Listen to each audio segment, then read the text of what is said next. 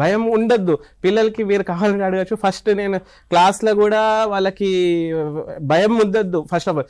ఇంకా వాళ్ళకి ఇంట్రెస్ట్ ప్రకారంగా క్లాస్ తీసుకుంటాం మేడం. అండ్ ఫోర్స్ఫుల్లీ ఇవాళ కంపల్సరీ ఇదే చదవాలి అని రూల్ ఉండదు.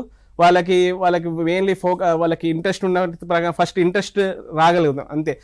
వాళ్ళే ఇష్టపడి వింటారు. మళ్ళీ ఒకప్పుడు వాళ్ళు ఇష్టం లేకపోతే మ్యాథమెటికల్ వేలోనే గేమ్స్ ఆడిపిస్తున్నాం మేడం.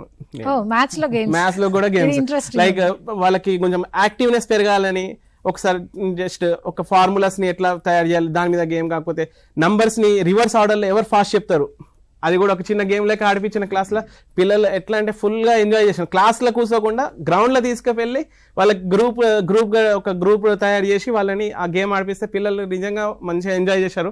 ఈ గేమ్ అనేది ఫస్ట్ టైం ఈ బ్యాచ్కే నేను స్టార్ట్ చేసిన.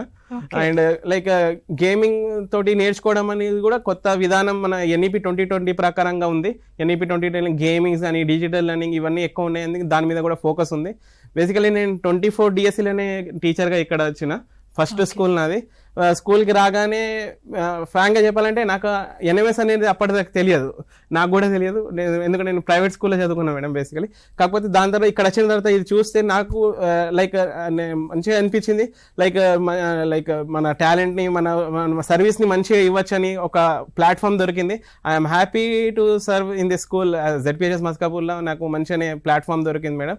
అండ్ పిల్లలు కూడా ఫస్ట్ ఆఫ్ ఆల్ ప్లాట్ఫామ్ దొరికిందని నాకు హ్యాపీనెస్ కన్నా నాకు మెయిన్ ఇంపార్టెంట్ ఏంటంటే పిల్లలు ఇంట్రెస్ట్ ఉంటేనే నేను అది చెప్పగలుగుతున్నా. పిల్లలు ఇంట్రెస్ట్ లేకపోతే నేను సర్వ్ కూడా చేయలేను. And all thanks to my students and my teachers all.